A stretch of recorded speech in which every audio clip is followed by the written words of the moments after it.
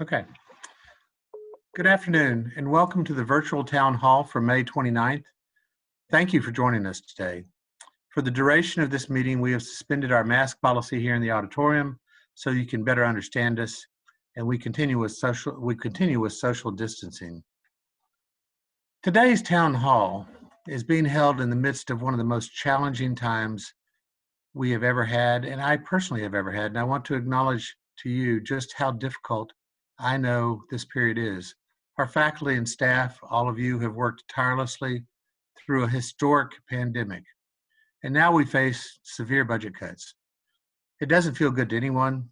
It certainly doesn't feel right in many cases, and I personally feel the same feelings. I've heard from some of you that you're not convinced that everyone is doing their share and that more sacrifices are being expected of some. I hear you.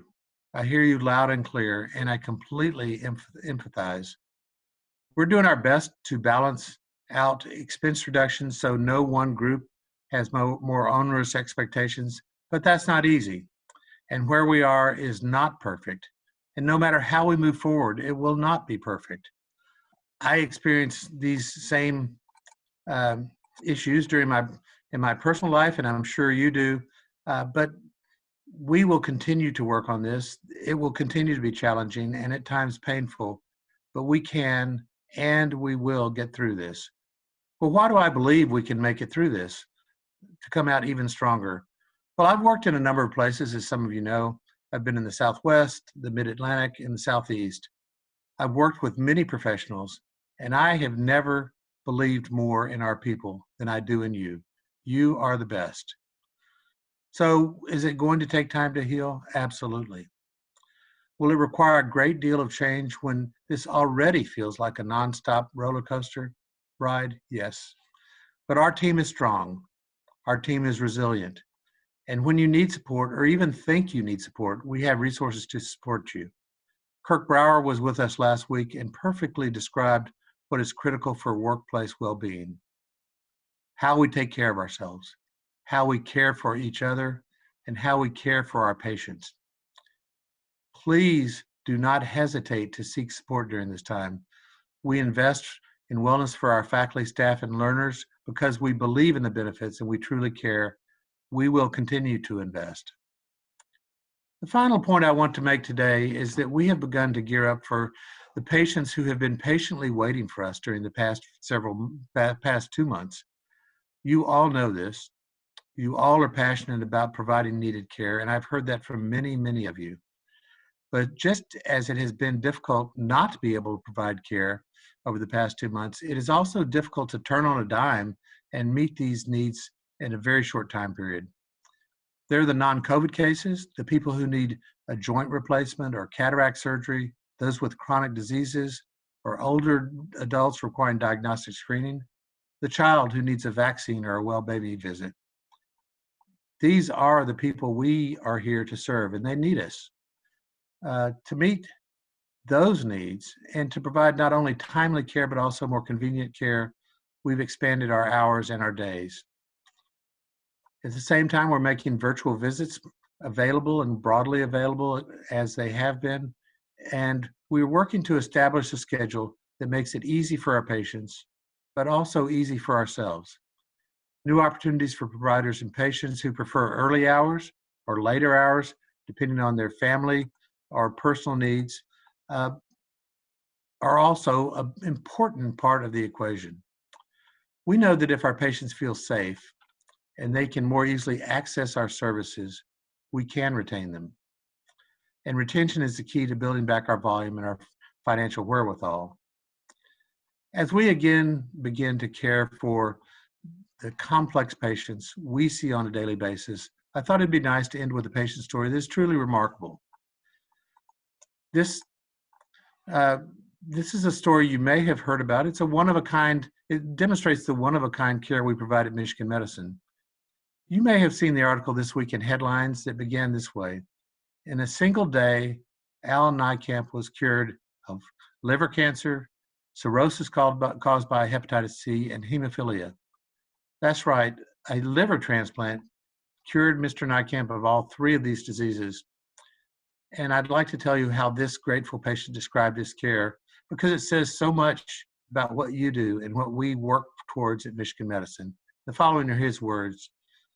All the difficult teams, all the different teams were incredible, whether it was the pharmacy or anesthesia, hematology, or surgery. I've been blessed with a whole new outlook on life because of this gift. At Michigan Medicine, we provide new outlooks on life for our patients every single day and in a way only we can. So as I close, let me thank you wholeheartedly for you and for everything you do and will continue to do as we fulfill all three parts of our mission.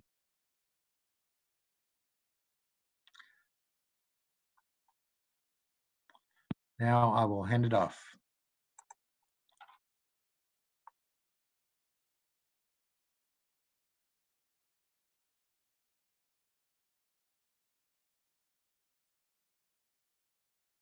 Well, welcome to May 28th Town Hall. As I prepared for today's Town Hall, I reflected a little bit on Kurt Brower's presentation, several conversations I had with colleagues this past week. Many of the themes that you heard from Marshall, I will also express. Dr. Brower presented this slide last week.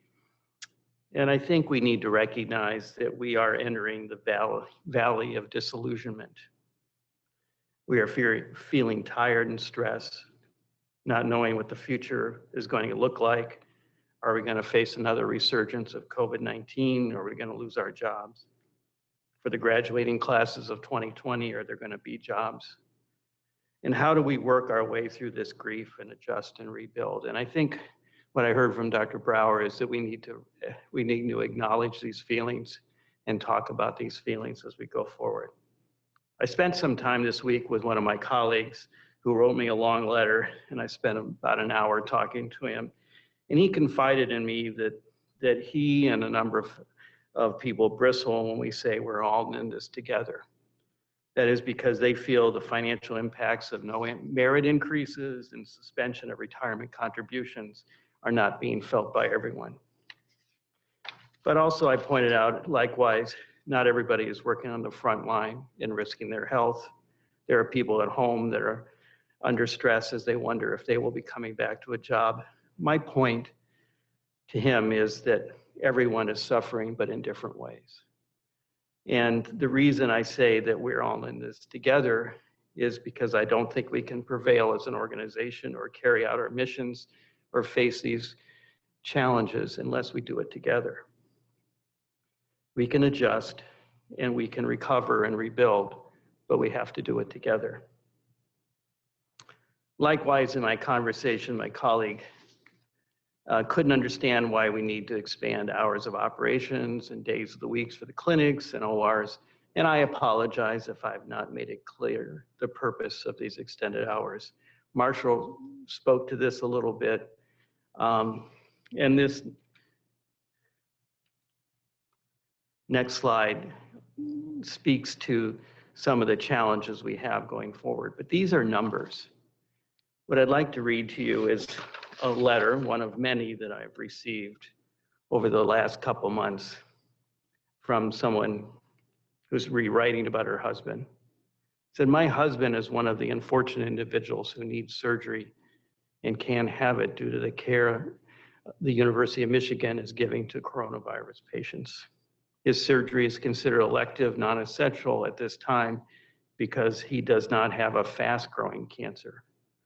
I've checked around the country looking for an alternative place and surgeon, but because of the rare cancer he has and not enough experienced surgeons with his cancer in freestanding cancer centers, we seem to have no other option but to wait.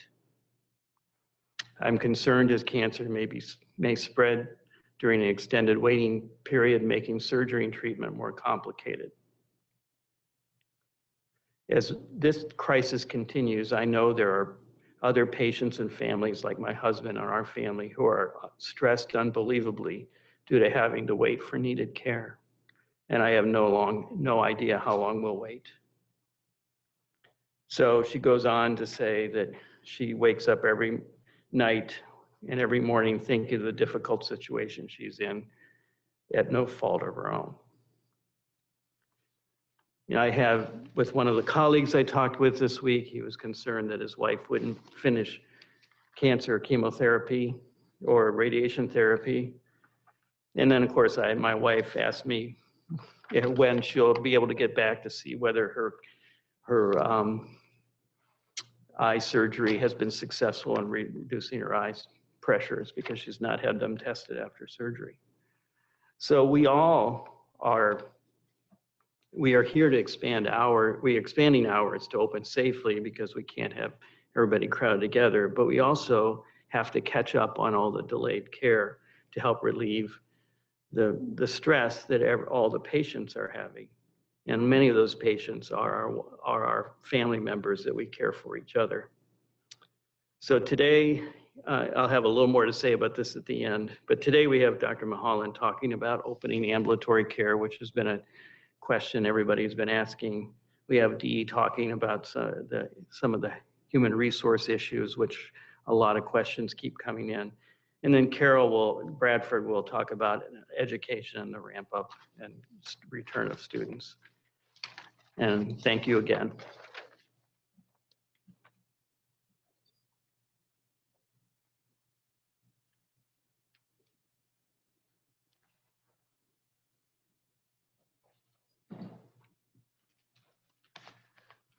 Good afternoon.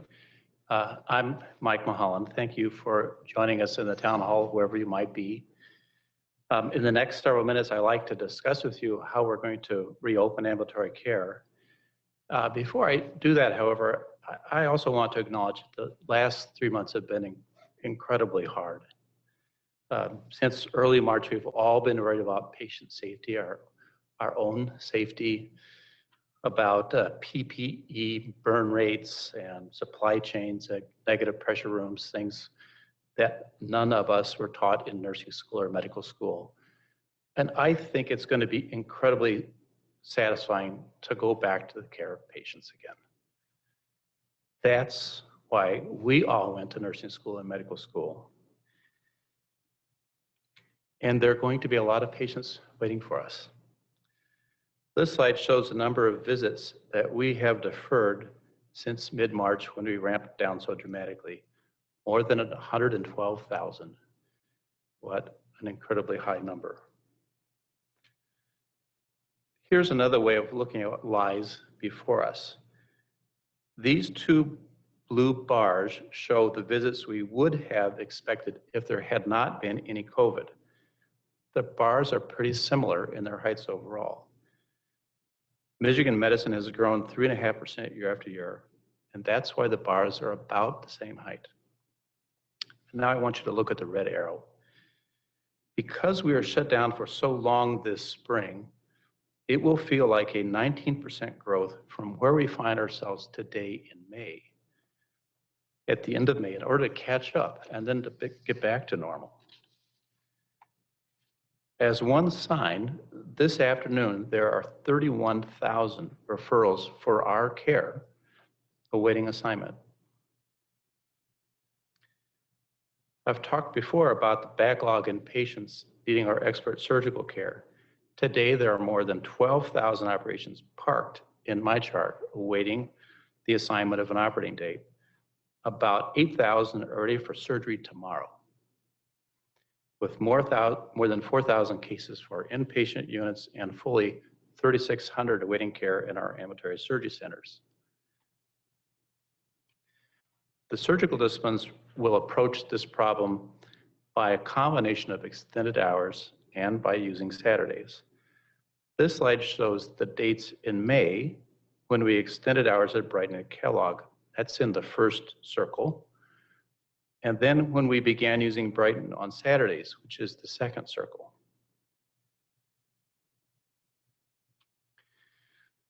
Please look at the red arrow at the right-hand side of this slide. This box shows that we will soon open up East Ann Arbor Surgery Center, all rooms, Monday through Saturday in June. We're doing this as fast as we safely can so that we can help those folks that have been patiently waiting for us to return.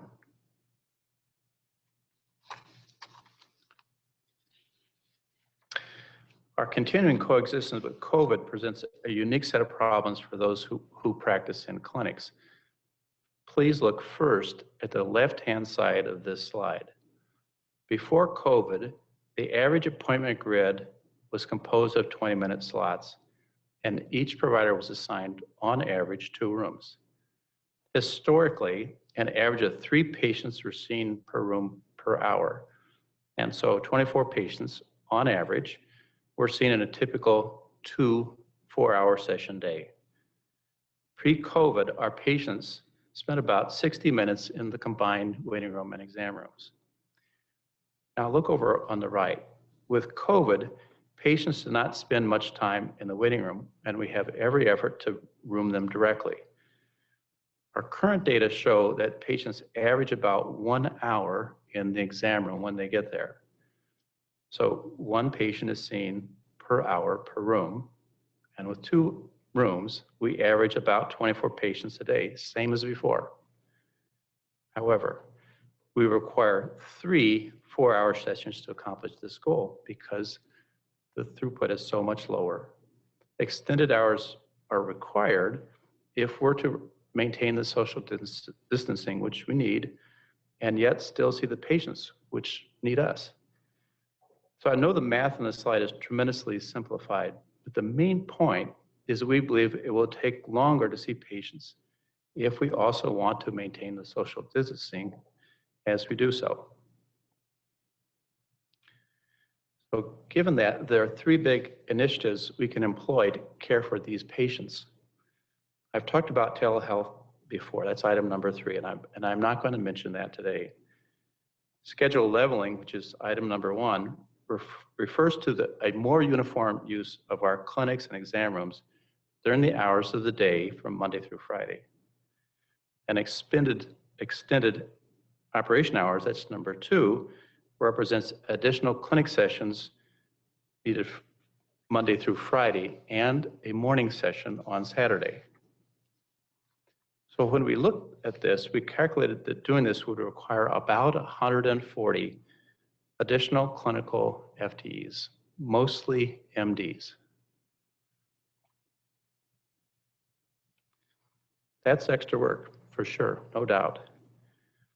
But I do not expect anyone to work every Saturday or anyone to hold 12-hour clinic sessions every day or anyone to operate every weekend.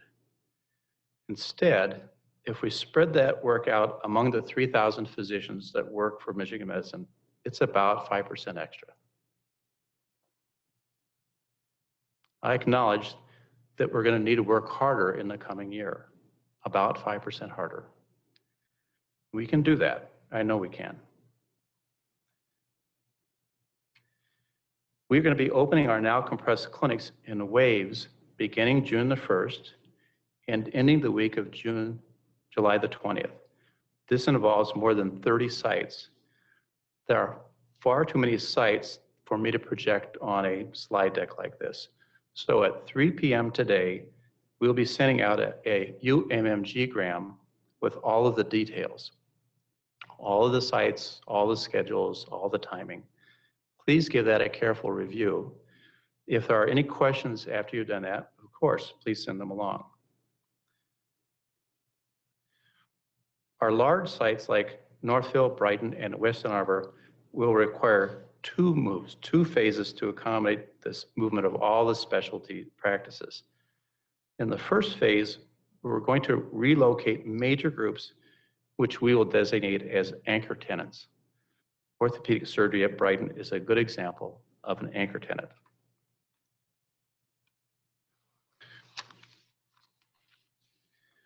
Opening our primary care practices so that continuity clinics can be provided for our learners is our very top priority. I expect this goal will be accomplished before July the 1st. We will then align clinic opening with OR capacity to provide appropriate postoperative follow-up. And we're also going to be conscious of the need to maintain our competitive presence. In all of this, we'll be thoughtful to match clinic openings with staffing and with resources. For example, we think our use of face masks will double or triple in just the coming month. And finally, I want to assure you, we will be safe. Every site must demonstrate readiness before the doors will be opened. All will require a walkthrough with the facilities team, IPE leadership, and practice leadership. There's a lot of detail about that in the 3 p.m. UMMG grant. Please look at that. And if there are questions, please pass them along. I want to thank you, everyone, for your patience and your dedication. We're all in this together, and we will get through this together. I promise. Thank you.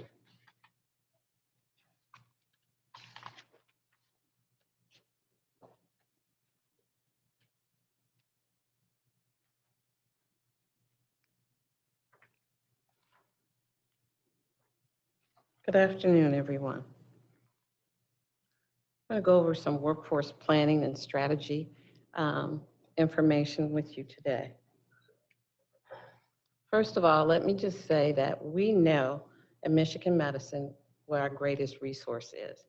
That is our faculty and our staff. And nothing we can do without faculty and staff. You've heard from both David and from Dr. Mulholland that we need you and we will get through this together. So when we thought about the next steps that we had to go through, we had to first start with thinking about our guiding principle for our people. To mitigate the impact of people on people who continue to provide hope and healing to our patients. This is regardless if you're in inpatient care, in a non-clinical area. If now you're working from home, you're providing security, or you're doing screening, whatever your role, on-site or off-site, we're thinking about you. So we're doing our best to adhere to this guiding principle. So as part of our economic recovery plan, we started with phase 1. And I have to give a word of thanks to all of you who stepped up and volunteered to take furloughs or reduce your hours. You don't know how much of a difference that has made for us. That was our starting point, and we started off our recovery plan very well. Some additional updates with regards to phase 2. We're in that stage now, and we're moving forward starting this week by looking at the various areas of restructuring, staff changes, efficiencies, and some of the things Dr. Mulholland just talked about, services, how we ramp up, how we move forward. So we know that we have to do that while keeping our mission in front of us. And our mission is to advance health for Michigan and the world. People are waiting for us to open up, and we will do so safely. But during this time, we will have some staff changes. And we'll start with looking at additional furloughs or reductions in staff. And we know when that comes through, there'll be unemployment. So you people who are identified for reductions, there's unemployment for reductions as well as furloughs. And there is a notice period when we do a reduction in force. During that reduction in force period, that notice period, you will receive benefits. And those will be the benefits that you have now will continue during that period. So if you've been here for 10 years or longer, that's a 90-day notice period. And if you've been here for less than 10 years, there's a 30-day notice period where your benefits will be in effect. Additional HR services that I'll talk about a little later will be available to our staff as well as to our leaders. HR is doing our best with partnering with various areas to make sure that you have the resources that you need. Our timeline, some staff changes have already been made and approved. Those were areas where there was absolutely no work, or some of the changes were in place prior to COVID-19.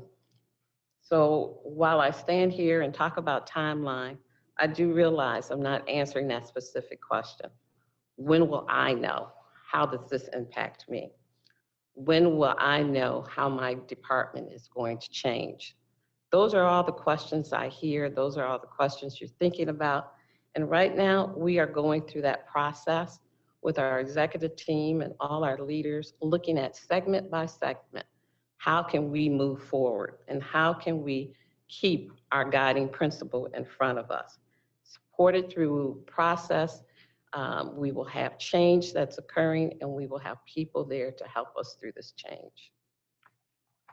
So please look ahead, and you will see that over the next 2 to 3 weeks, we will start having meetings next week, and we'll move forward in 2 to 3 weeks, with notifying our leaders as we go through approval process. We want to make sure we take care of our staff, and we want to make sure we take care of our patients. As I mentioned a few minutes ago, there are some additional resources that we've made available. For our employees who are impacted, Human Resources is creating a career transition resource process that will be available for you. And it's a virtual process, but it will have information available for you about building a resume, interviewing skills, interviewing questions. LinkedIn Learning is a resource for us. And networking and mentoring will also be available. There will also be other instructor-led programs that you could take advantage of. For our leaders, many of you have already reached out to your Human Resources business partner. I encourage you to work closely with them through this process. We all need support, and we're here to help you through that process, as well as our employees. We will have organizational restructuring support. So as you go through changes with the ramp up with regards to services to our employees, with regards to changes that you might need to make to accommodate patients coming in, all of that will be available and we'll be able to help you. We also will have an online toolkit to help you through this process. We've heard over and over, this is the most difficult time we've ever seen. So we know that we need to have someone there to talk to. You may not have been impacted with the virus yourself, but trust me, with as many people who's been impacted in our state and all over the world, you know someone, and that can affect you. So well-being and emotional support is available through our wellness office. Dr. Barrio talked about that last week, and Dr. Spollinger this week. But we also have our Office of Counseling and Workplace Resilience. In the coming days, this continues to get difficult for us, but we need you. We want to make sure we're there to support you and make sure you have these resources available to you. So as I close and turn this over to Dr. Bradford, I encourage you to take care of yourselves, take care of your family, and take care of each other. Please be safe. Thank you.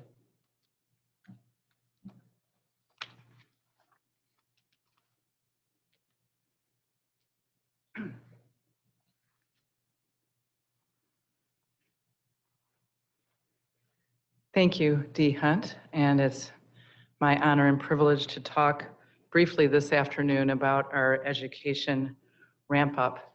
And I'm going to start with a bit of history, and it's really our own rich history of medical education. Just last year, we celebrated 150 years since the opening of our university hospital. In 1869, this was the first teaching hospital in the United States, established as a venue for students and trainees to learn.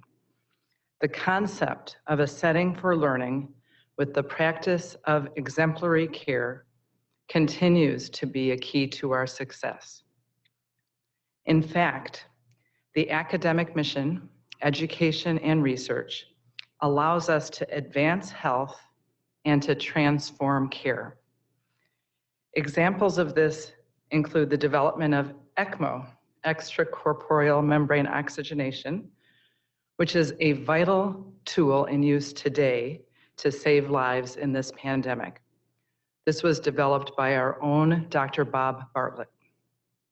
In addition, Dr. Howard Markel, who directs our Center for the History of Medicine, studied and wrote about the 1918 pandemic and coined the term flattening the curve, which has informed our public health strategies for COVID-19 today. Learners play a vital role in each area or pillar of our strategic plan, which is people, discovery, education, care, and service. As an integral member of the CARE team, we recognize and appreciate the impact that these individuals, our learners, have on the lives of our patients, our families, and our colleagues. We all remain deeply committed to our learners' success, both now and in the future. So I'm going to talk briefly about some high-level principles for our medical student education ramp-up, beginning, as all of my colleagues have been, with our principles that guide our pathway forward. So our collective goal is to provide optimal care by teams, which includes students as essential members of teams. We understand that care will be different, and as such, learning will at times also be different. As we re-engage, we will carefully monitor students' experiences and make adjustments along the way. We need to be flexible, adaptive, and have clearly empathy and compassion for each other. The safety of our patients and families, our faculty, staff, and learners is and will continue to be paramount and a top priority. So some specific dates. Our current students, our current medical students, will return to the clinical patient-facing environment on June 8th. Plans for our incoming class will be a blend of virtual and in-person experiences, and the white coat ceremony for our incoming class will be delayed until the M2 year, which will be before the clinical trunk. We've actually partnered with our wonderful colleagues in infection prevention and epidemiology who have helped all of us keep each other safe. And so with their guidance, we developed these principles of social distancing and medical education. We will limit the number of learners in a patient room at a given time, and that pertains both to ambulatory care and patient rooms in our hospitals and health centers. In general, team visits should be limited to a faculty member with 1 or 2 learners, for example, a fellow, a resident, and/or a student. We will deploy technology creatively using things like FaceTime, Zoom, et cetera, in a HIPAA-compliant way, of course, to allow for student participation at times outside of the actual patient room. And we will assign learners to a subset of patients to allow for an increased number of smaller rounding teams. Now, what about our residents? So we are continuing to coordinate the clinical ramp up with our graduate medical education ramp up. And as you heard from Dr. Mike Mulholland, we are collectively working to ensure that that the needs for continuity clinics for our trainees are both considered and accommodated in the clinical ramp-up process. So thank you, Dr. Mulholland, for those efforts on behalf of our resident learners. Everybody's worried about meeting graduation requirements, and please understand we are working with all of our program directors and the boards to ensure that you will meet graduation requirements for your residency training programs. Boards have made various accommodations to allow for interruptions to virtual and other continuity clinics. So please know we all have to adapt.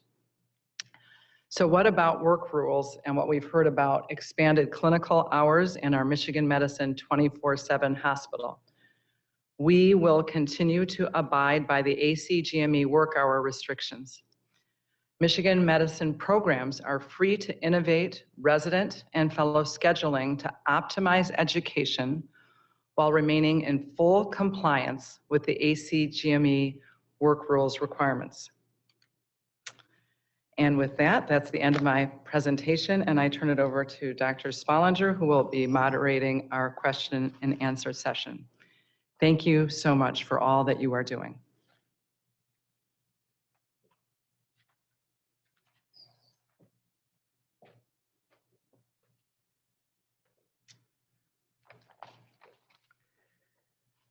There's a number of questions.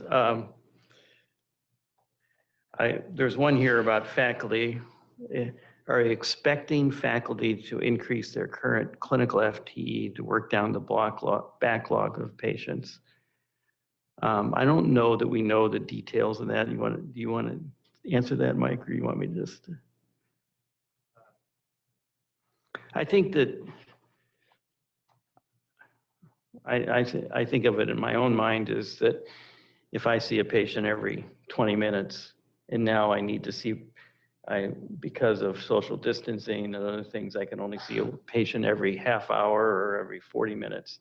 It reduces the number of patients I can see. So I'm going to have to extend my hours to do what I usually do. So I'll give you kind of a practical answer. Then maybe what I will also do is ask Dr. Bradford to talk about effort and, sort of the faculty side of that.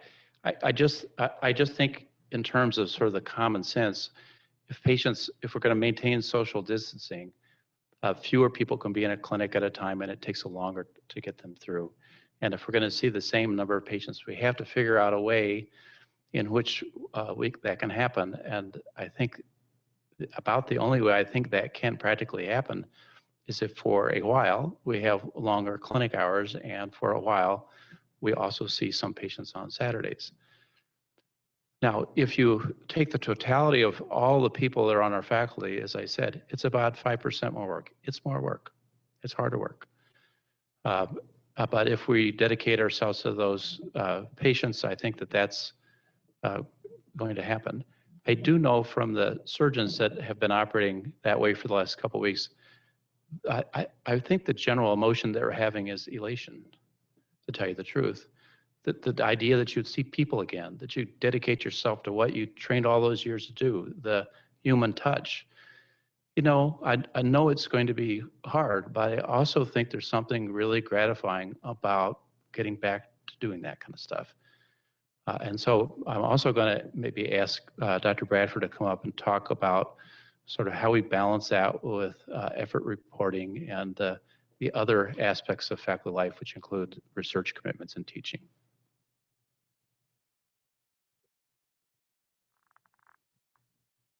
Thank you, Dr. Mulholland. And so Dr. Mulholland and I are practicing clinicians, as many of the leadership team is. And so for myself, I don't know that I'll specifically adjust my clinic effort, but I know my clinic will be starting at 7 a.m. rather than 8 a.m. So my 4-hour session will become a 6-hour session. And so I'm willing to do that work to commit to the cause to make up for all of the lost time and for our patients who really need and seek the care that only we can provide. So we are happy. We had our executive faculty meeting at noon today, and we're happy to partner with you in the Office of Faculty Affairs at a departmental or individual level to make sure that your effort reporting is aligned for the efforts you are spending in clinical care, research, education, administration, and service. And so we can, again, be flexible, adaptive, and compassionate. I also think we need to recognize that one of the many things that's happening is that people who are parents of young school-age children, those children are not at school. And so we will need to continue to be flexible and adaptable to support our entire workforce in this realm. Thank you. So I would say that you've also answered the next question, is the extra 5% clinic work expected for 1 year? I don't think we know that. I think that, we don't know what the situation will be like in a year. I mean, I think we expect 5% to catch up and then back to normal, but I don't know what normal will be in a year. Yeah, I don't know what it's going to be like in a year. I think we're going to be living in this sort of netherworld until an effective vaccine is produced, distributed, and we have enough people immunized so that that we can effectively work in a different way. I was going to, this is not answer your question, but I was going to say something that happened to me in the last week that made me so happy. I had a teaching session with a bunch of students. It was conducted on Zoom. That had to do with my field, and they were all over Kingdom Come. There was one in Dexter, one that was in New Jersey, one was in California, one was in Ann Arbor, and a bunch of other places. At the end of that, I was so happy to be teaching medical students again. I wanted to thank them for letting me do that. And it just reminded me of why we all went to medical school and joined this faculty, which is to take care of patients and teach and do research. And so until we can get all the way back to that normal life that we had, we're going to have to work a little harder, and we're going to have to work a little differently. And I also personally believe there'll be great joy in doing that. Yeah, I agree. And I do think that as we talked a little bit about patients, we need to communicate to patients that we are safe, that we're open. I visited one of my patients in the hospital today who, over the weekend or last Friday, didn't think we were open, and waited for 3 days and had a completed stroke, when I think he could have benefited by showing up earlier, but he just had this feeling like we weren't open and couldn't solve his problem. He did eventually call me, and then I told him he had to go right to the emergency room. But it would have been nice that if he didn't have the deficits he has today. So I knew we need to get back to as close to normal as we can for our patients' sake and for our sake in caring for these patients. That's all for me. Yeah, okay. One of the questions is, will non-clinical departments return? When will non-clinical departments return to work, and what guidance will they be required to follow? So I don't think we know that. I mean, the stay-at-home order for a lot of the areas extends till June 12th by the governor. We know that a lot of the things that have been opened up do require screening, screening for symptoms, screening for temperature, do require masks be applied as we work into opening up these different areas. And so we will know that at one, might be directed by the state as to what we have to do. And then two, we need to look at how we can social distance and how we can follow those regulations. And I don't know if Dee, you want to make any other additional comments, because there's a number of other questions here for you after this. Thanks. We are looking at putting together a guide to walk us through this process. As Dr. Spollinger mentioned, we need to know what the government is going to also say to us, but we are looking at how to return our employees back to work, spacing conference rooms limited to 4 or 5 people based on the size, making sure that when people come into our offsite buildings that they're wearing masks, they're keeping their distance. So we're looking through that process, working through that process now as a team to get a guide out for Michigan Medicine. So the next one is, and everybody wants to know what the timeline is for layoffs or RIFs and decision. When should they expect? As I said earlier, we are unable to put a timetable. I know how this feels, because you're wondering, is it me? Will I be impacted? Will my best friend be impacted? It is so important that we go through a process and we look at what we need to do to ramp back up, the patients we need to take care of, and the staff we need to make sure that happens. So we are taking our time to go through that process to make sure we live out that guiding principle while we think this through and make sure we can make the best decisions possible. I just ask that you hold on, but if you need help, because I know this is stressful, please reach out to our wellness office and our Office of Workplace Counseling and Workplace Resilience, because this is no easy time for any of us, whether you're waiting or whether you're making that decision. So I encourage our leaders as well as our staff to make sure they have access to these resources. So one other comment here is related to, is there a place people can call HR if they feel that the process is unfairly targeting them? So who do they talk to in HR? As we go through the process, HR is part of that executive review. So we are looking at demographics. So if something stands out, it won't be approved by that team. So if you think that you've been targeted, please reach out to the HR business partner in that area so we can pull that data. But as we sit around the table or around Zoom and we talk about this process, we're looking at data, because we do not want to have any adverse impact. I think that's all I have for you. Dee, is there a plan to advertise that we are open for business for non-COVID cases? I think Rose talked about this a little last week. You want to say, I think you can talk to the plan better. It's your plan than mine can, so I will ask you.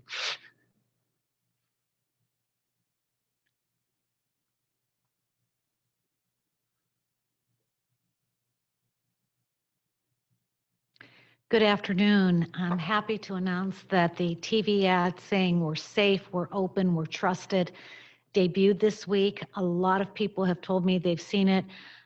We are not just doing, though, a TV ad. We have a comprehensive plan that's consisting of emails, direct marketing, not just to consumers, but to referring physicians. We have quite a few social media videos, lots of work with the traditional media, news releases, interviews. So we're letting people know we're open. We're letting people know that we're as safe as we've always been and that we're trusted. Okay, thank you, Rose. Faculty HR, there's guidance from IPE on having high-risk faculty and staff seeing patients. Yes, there is. I don't have it right now. We've had that before. We'll put that published again in a daily update from the command center. Is that all the questions? Yeah. Okay. Well, I guess there's more questions coming in, but we'll try and answer them throughout the week. I just wanted to, first of all, thank everybody for, I guess, tuning in on the town hall. And thank you for all the sacrifices that you're all making. I know as we face this pandemic and this economic crisis together, and we need to do that together. I know it is human nature to focus on disparities, and that there is a feeling by some groups that they are contributing or suffering more than others.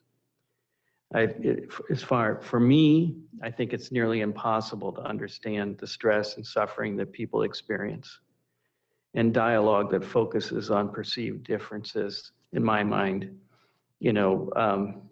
diminishes the feelings that we all have and the suffering we're all, the stress that we're under. So let's commit to focus on our challenges together, working together, and get through this together. Thank you.